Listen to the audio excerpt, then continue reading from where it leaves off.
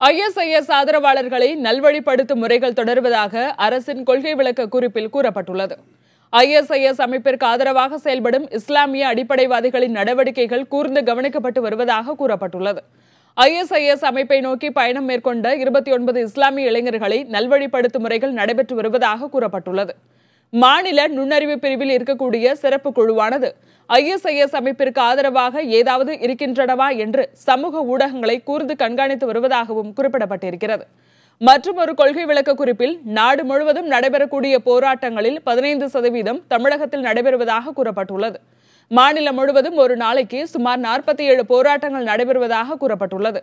போராட்டக்காரர்களை கட்டுப்படுத்த காவல்துறையினர் பல பிரயோகம் செய்த நிகழ்வுகள் இந்திய அளவில் ஒப்பிடும்போது தமிழகத்தில் 0.5 மட்டுமே என்று கொள்கை விளக்க குறிப்பில் கூறப்பட்டுள்ளது.